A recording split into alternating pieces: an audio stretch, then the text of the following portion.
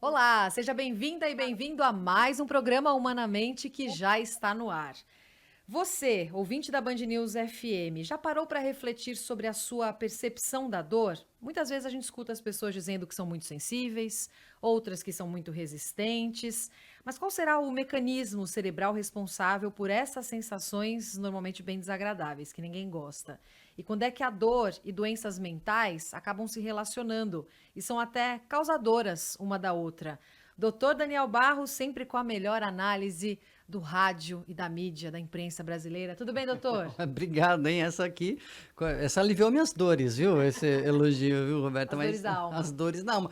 Mas dores da alma dor da alma é uma expressão muito boa, porque eu acho que ela toca aí num ponto central que a gente vai conversar hoje, que é o quanto a dor tem uma representação emocional. Quando você tem uma dor, uma cólica, uma dor de dente, não é só a dor física, né? Parece que você tem um sofrimento.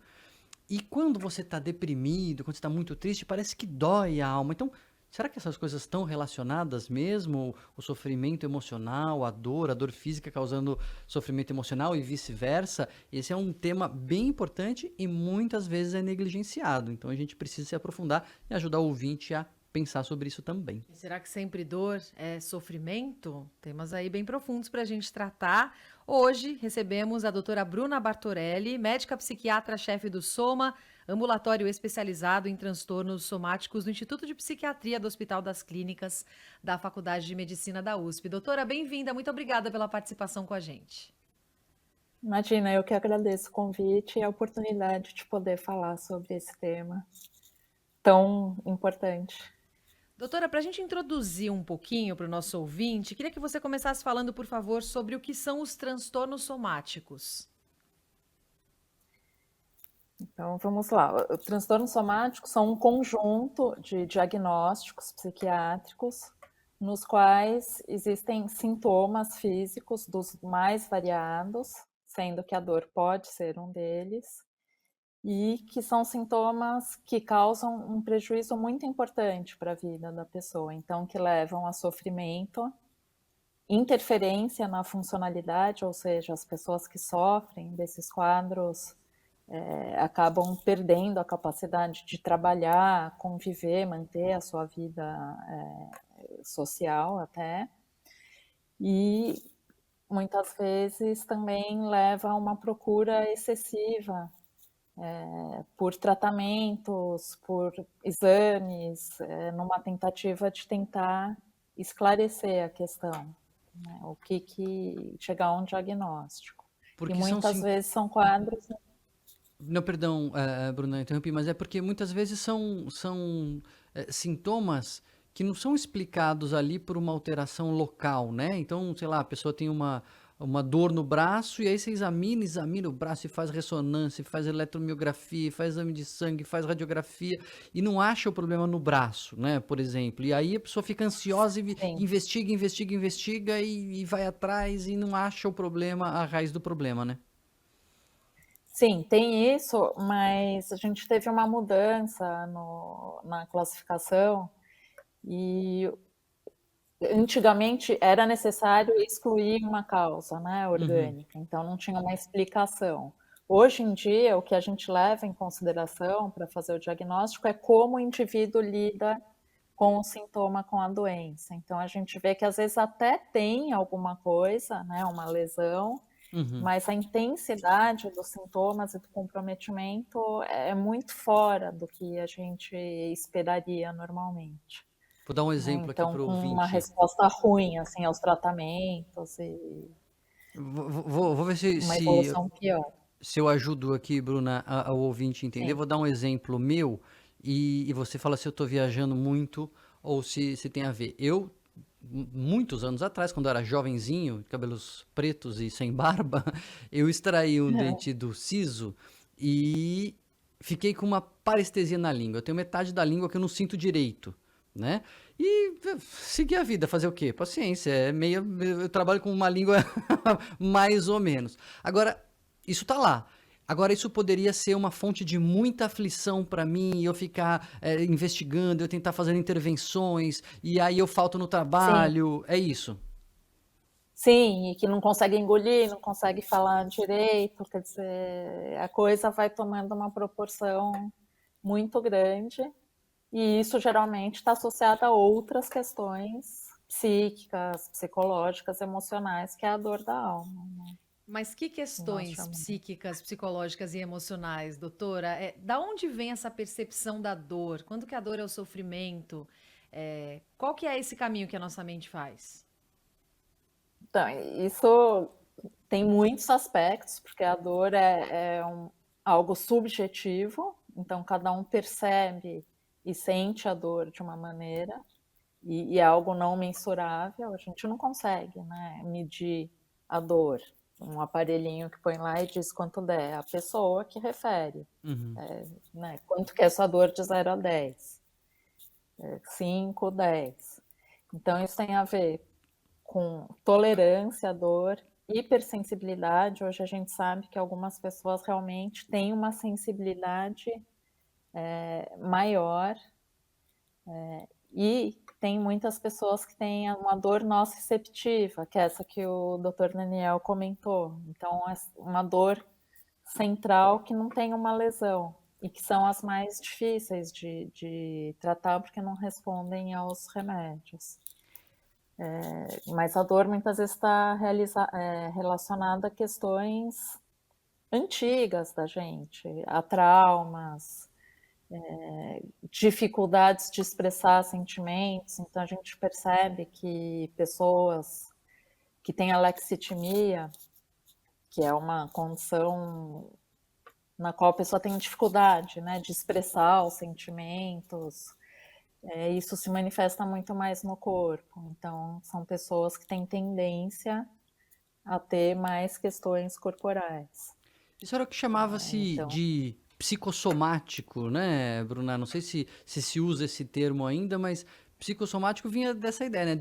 Da psique, de uma coisa que é emocional, se refletindo no corpo, que é o soma, né? Então, o psicossomático é o sofrimento no corpo, mas de origem psíquica. Ainda se usa esse termo? Ele foi banido? Como é então, que... existem muitos termos, psicossomática, somático, psicológico, emocional, mas a gente dá preferência atualmente ao termo funcional, porque a palavra psicológico, né, psicossomático, psíquico, às vezes não é tão bem aceita e compreendida pelos pacientes, porque eu acho que as Desqualifica um pessoas pouco, ainda né? têm muito essa ideia, Como se né, estivesse que o que é diminuindo a dor. psicológico você tem que controlar, Uhum, né? É como se o psíquico fosse passível de controle.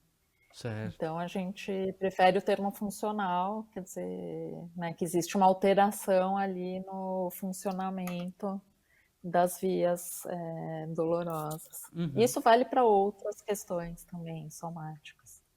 Mas que outras questões emocionais podem trazer a dor ou o aumento da dor? Doutora, você citou uma ou duas, mas que Ah, outras questões? sim, conflitos atuais, tensão, estresse, com certeza. Depressão é um quadro que muitas vezes cursa com dor, né? A pessoa tem um montão de dores no corpo todo.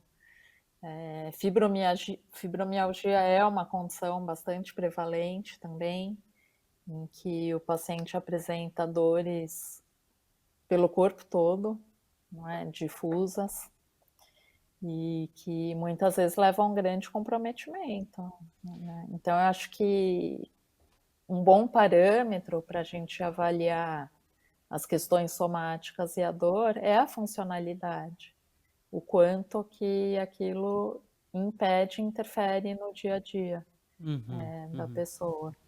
Eu vou querer Porque, aprofundar no próximo bloco sobre cada um desses transtornos, mas só pro ouvinte se identificar, eu acho que todo mundo vai conseguir se identificar, né, Roberto? Você tá num dia bom, você tá feliz, você tá animado, sei lá, acabou de receber uma boa notícia, tá de bem ali com seu marido, com a sua esposa, e você passa ali na beira da cama e dá uma topada no dedinho no pé da cama, vai doer pra caramba, mas você meio que vai relevar. Agora, você tá num dia péssimo, já brigou com o chefe, já perdeu ali que terminou o namoro, tá tudo ruim e você dá uma topada no pé da cama, parece que dói muito mais, né? O sofrimento é muito maior. Então a gente consegue entender até intuitivamente como o emocional modula também, né? Interfere com a nossa resposta de dor. No bloco? A gente estava falando sobre como a emoção interfere com a nossa resposta dolorosa, né? E tava lembrando que quando você está de mau humor e dá uma topada no pé da cama, parece que dói muito mais do que se você está empolgado lá, está feliz e dá uma topada, parece que você nem leva tanto isso em conta. E eu queria que a Bruna explicasse para a gente se isso realmente acontece, porque tem inclusive dados muito interessantes de que às vezes a depressão, ela tem sintomas mais físicos do que emocional, dependendo do paciente, dependendo da apresentação. E aí o sujeito nem percebe que ele está muito triste, ele nem está talvez muito triste, mas está com várias queixas de fraqueza e dores pelo corpo. E aí procura um clínico, e procura um reumatologista, e procura um ortopedista, e no fundo ele está deprimido. A depressão por si só pode doer, né, Bruna?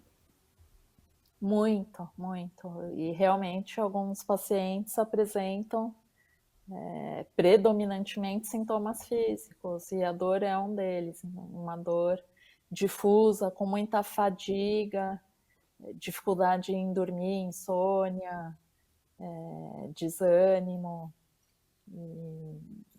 e é uma grande causa de procura por clínicos e não psiquiatra. E geralmente este tipo de dor, uma vez que a gente trata a depressão com antidepressivo e o paciente remite os sintomas, a dor desaparece. Ao contrário das dores somáticas que em geral persistem. Você Então, roubou minha pergunta aqui, viu? Eu já respondeu, mas eu é, agora quero que você explique melhor. Se a dor na depressão é um sintoma físico de um transtorno emocional, né, que é a depressão, a gente, de alguma forma, também não seria um sintoma somático? Por que que ele não, qual é a diferença da dor de um transtorno somático doloroso, né, um transtorno funcional doloroso, e a dor da própria depressão? Enfim, só porque melhora quando melhora a depressão? essa é uma pergunta difícil, porque muitas vezes, quando eu recebo um paciente, eu não vou poder saber diferenciar isso de cara, mas na depressão, né, existe também os pensamentos depressivos, um humor mais, né, mais desânimo, mais pensamentos negativos, mas muitas vezes a gente consegue fazer o diagnóstico diferencial depois de tratar. Uhum. Né?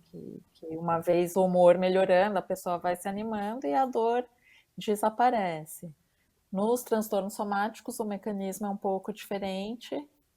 Muitas vezes, o paciente com um transtorno somático doloroso tem também depressão, porém o humor melhora e a dor persiste com uma funcionalidade ainda prejudicada por conta disso. E Mas, como, desculpa, doutora. Além dos quadros de dor crônica que também cursam com depressão, porque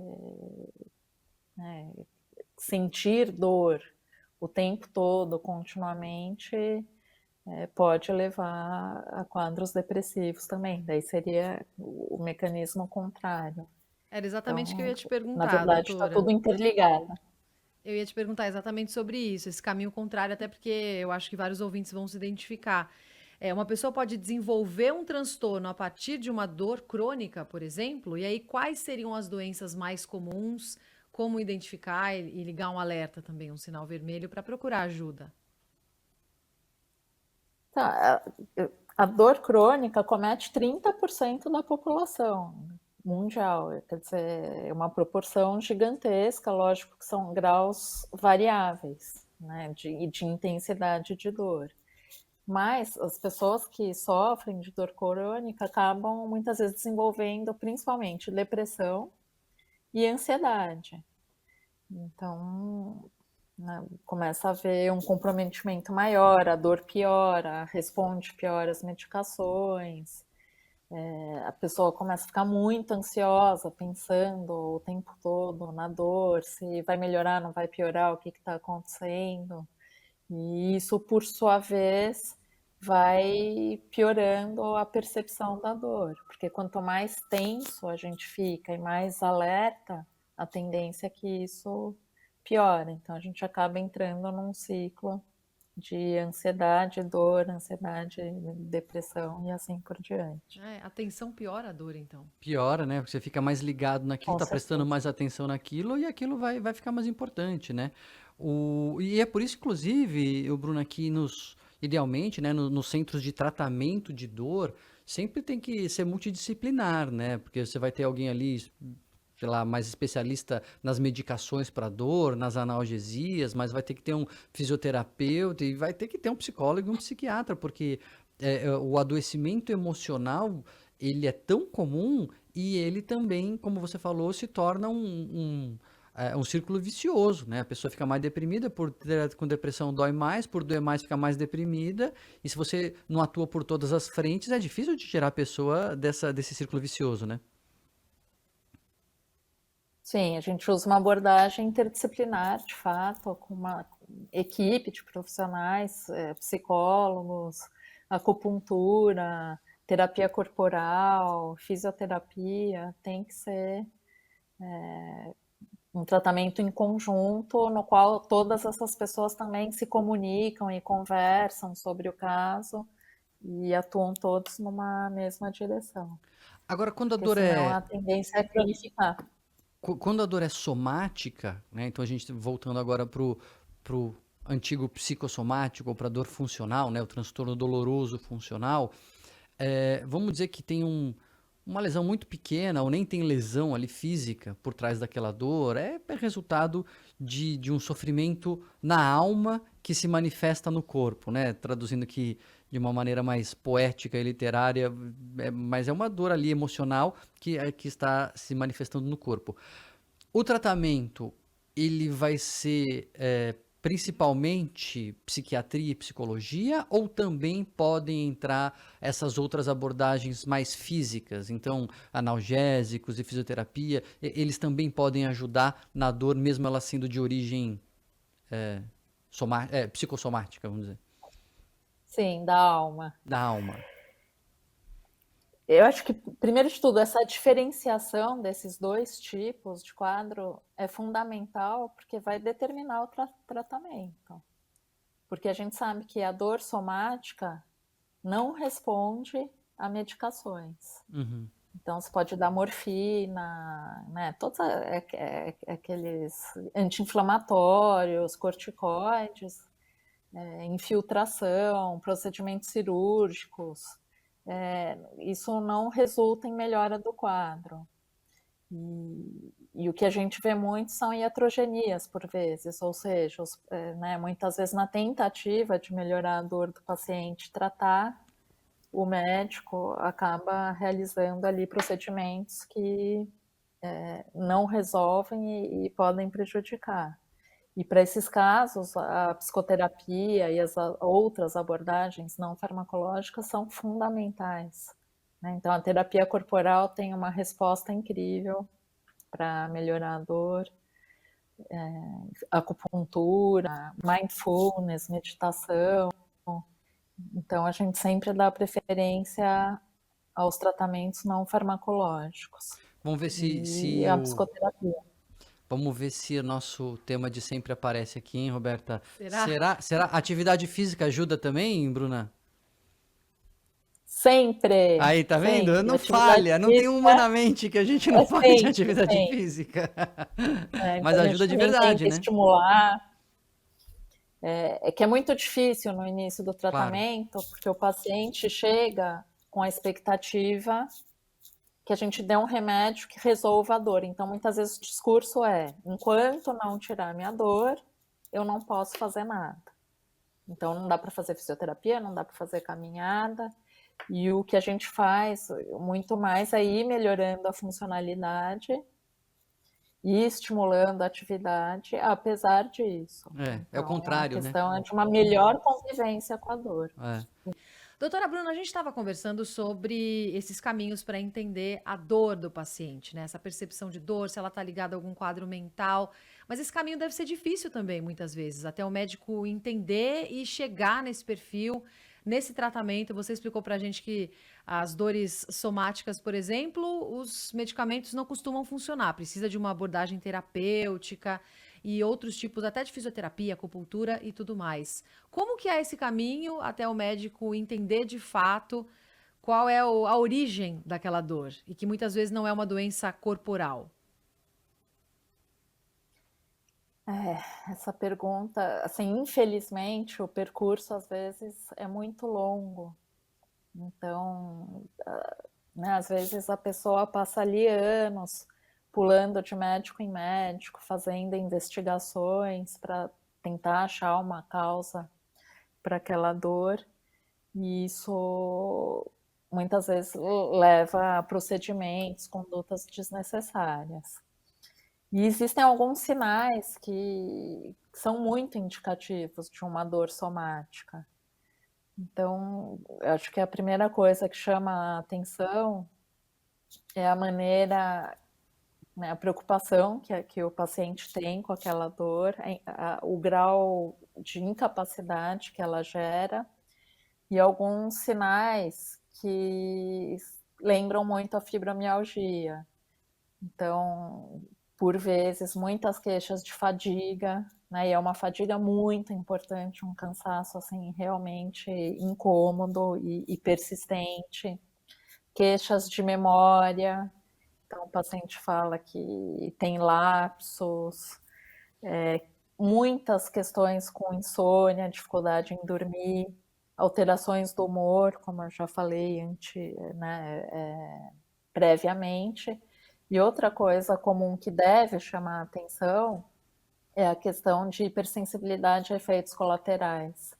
Em geral, quem tem transtorno somático, não só doloroso, os outros também, tende a ter uma resposta, além de pobre, exacerbada a efeitos colaterais. Então, efeitos colaterais muito intensos, que por vezes até impedem que o paciente continue tomando remédio. E você citou, Bastante frequente.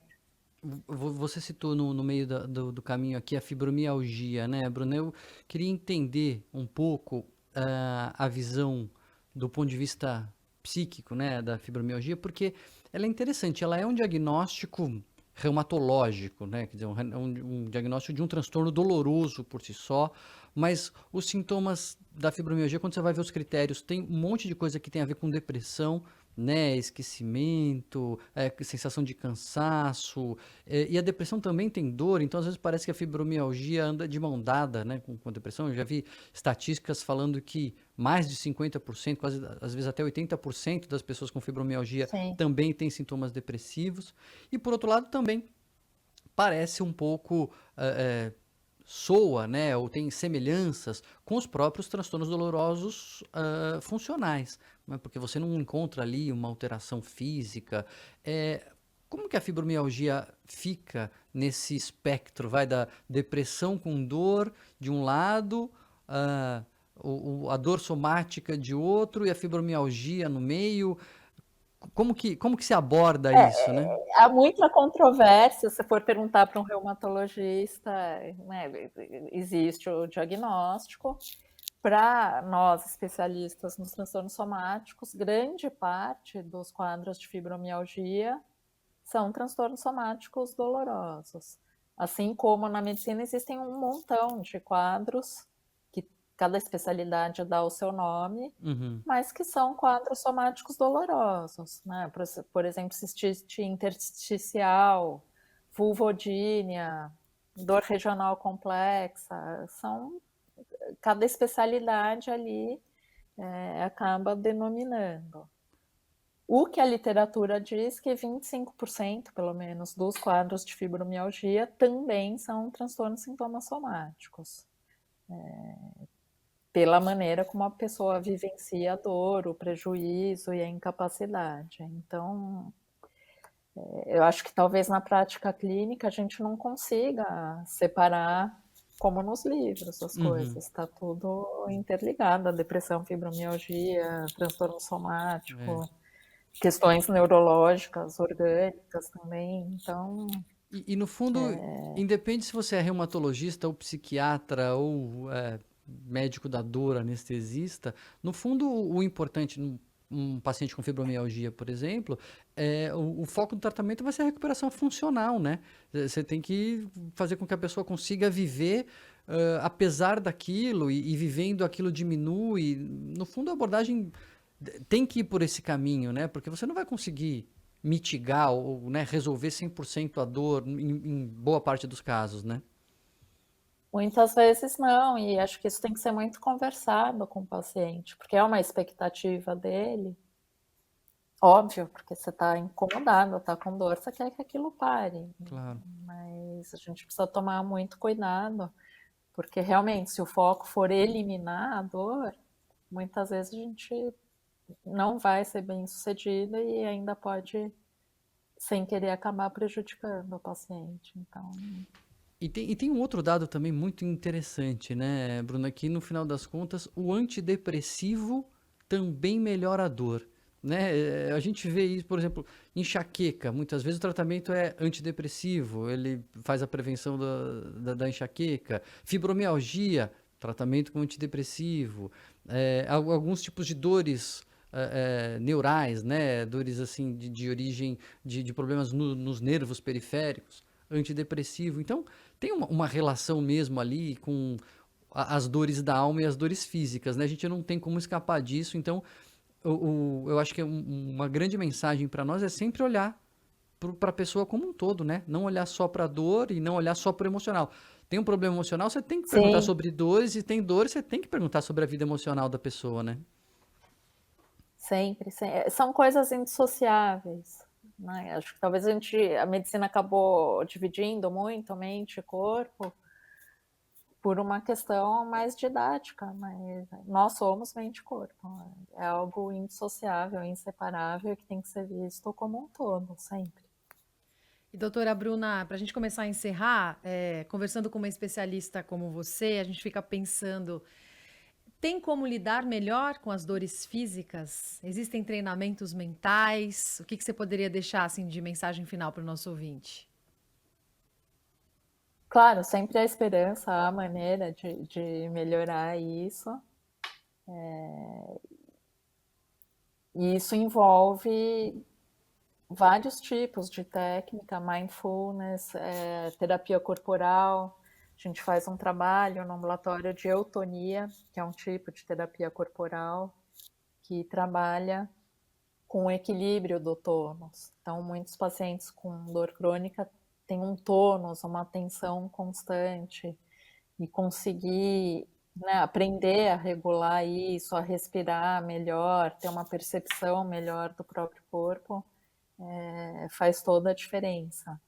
Atividade física sempre importante, então eu falo, né, não, tô com muita dor, não dá para fazer.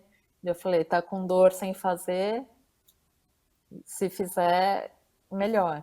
Atividade física, mexer o corpo, sempre melhor do que a sedentariedade ou né, não fazer nada.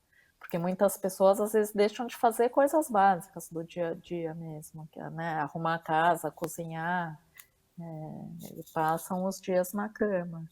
E isso não contribui em nada, só piora. Então, eu acho que cada um tem que procurar o seu caminho, ver o que faz mais sentido, o que funciona melhor para cada um. Mas são técnicas que funcionam muito, ajudam bastante.